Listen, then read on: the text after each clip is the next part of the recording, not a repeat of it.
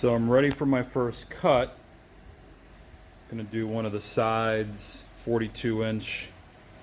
Here's one of the problems with working with long material.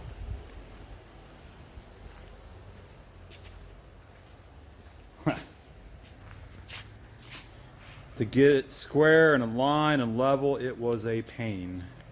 So obviously the more I cut, it'll get easier. But anyways, here we go, first cut. All right, put some oil on there. This is a little slower speed than normally I cut with, but we'll give it a shot.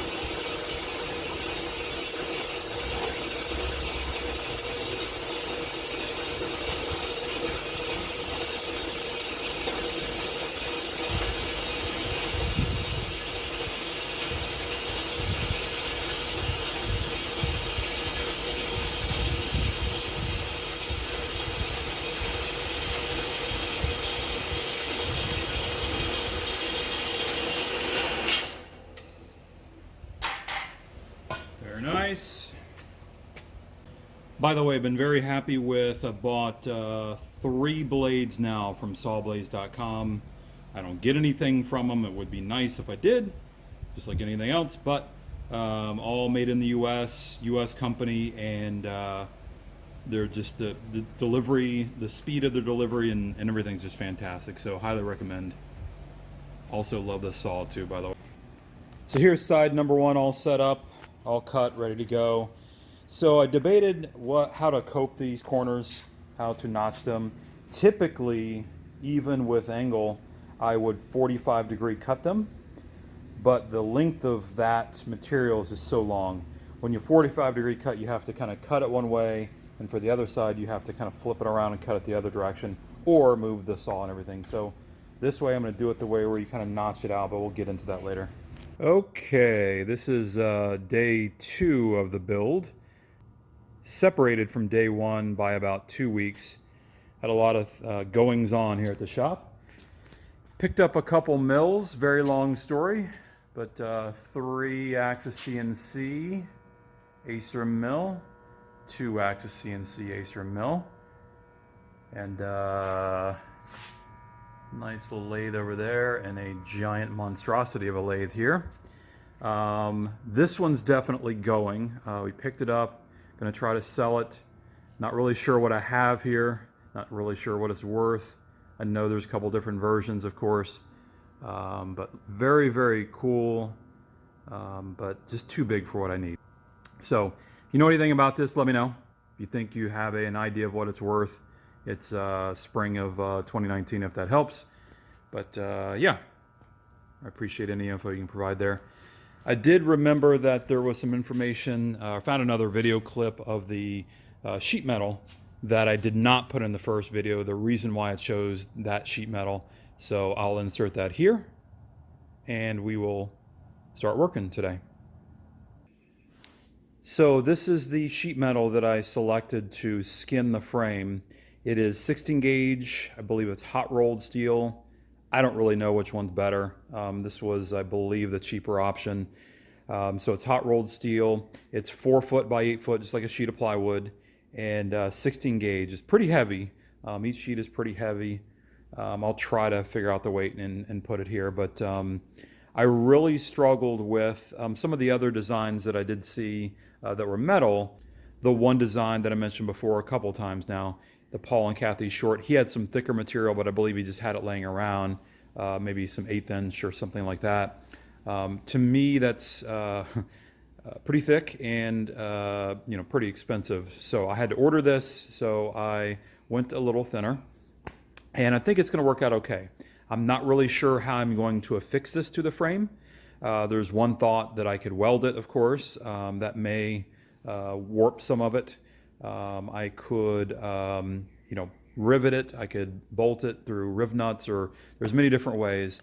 One of the reasons why I may not want to weld it to the frame is if for whatever reason we end up leaving here, then I could take all these panels off and potentially take this with me to the next house. So I'm not really sure if I would actually do that. However, the cost of all these materials is about right at $500, just a little bit over $500 for the 3 sheets of 16 gauge and the 4 sticks of 20-foot angle iron was right at $500. So to have to build this again when I could take it with me would be costly. So that's all I can think of there. I'm still kind of working out my thoughts a little bit. Part of me wanted this design to be able to, whenever it's raining, of course, you want it to be completely sealed up, and you want to be able to run it, and it's cool, and it's, you know, the fans are completely cooling the generator. However, if it's like now where it's completely sunny, usually what happens, a hurricane goes through and then draws all the weather out, so it's sunny and extremely hot for the next couple of days. So I wanted to be able to, number one, open up a top and then open up this door and at least allow some fresh air.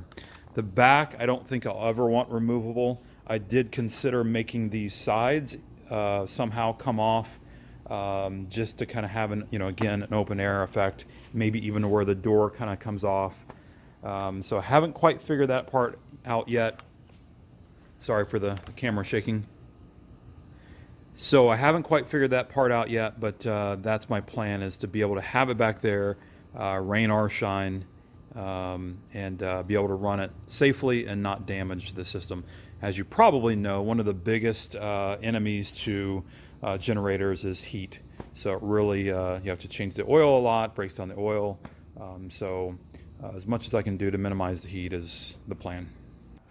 Not quite sure if I mentioned it in the first video, but I did actually mock up on the floor. I believe you saw that part. But I put constraints, or I put some wood up, or a chair or pallets I think I had, just to make sure that it would actually fit in my dimensions. It's going to be tight, but it did fit. But moving on for today, what I want to do is try to get a lot of this frame done if I can. Pardon the rooster. Get a lot of this frame done. I'm going to cut, tack, get the bottom started, and go from there. It is very hot today. We're in Florida, and it's getting ready to storm within, say, the hour. And I'm going to have to shut the doors, and that heat in the shop is no good. So not sure how much I can get done today. But one of the things I've never really worked with angle iron that much, but I've always been curious of the best fitment on the corners, not specifically this part here, but when you're joining in a vertical piece. Obviously, if you want to try to cut it and weld it to there, that's one way. Guessing not very structural, so I'll go there. But sometimes I don't like the look of that. But I'll get over it. It's just a generator shed. It's not anything that's meant to look pretty.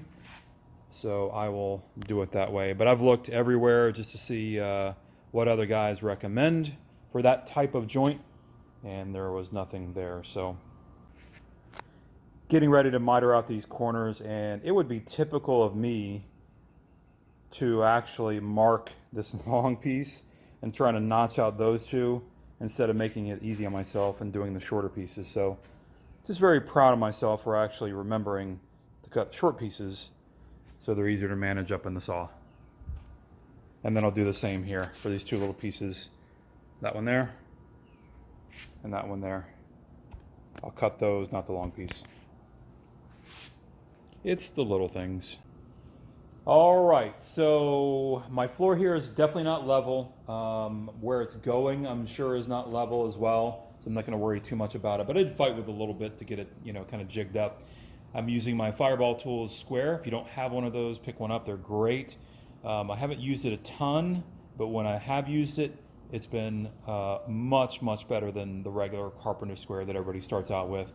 You can see that there's plenty of room to clamp C-clamps in your material. You've got an access space to weld your corner there, to tack it. So definitely look into those. I actually wish I had more and also larger ones. So this is my first one, but I'll certainly get more in the future here. So yeah, I'm gonna use my MIG here, my Miller-Matic 211. It's set on basically the number 7-ish, 6.5 or 7 for 1/8 material. So I'm just gonna go ahead and tack this up, and we'll go from there. By the way, if you see me with shorts and short sleeves, not smart, don't do it.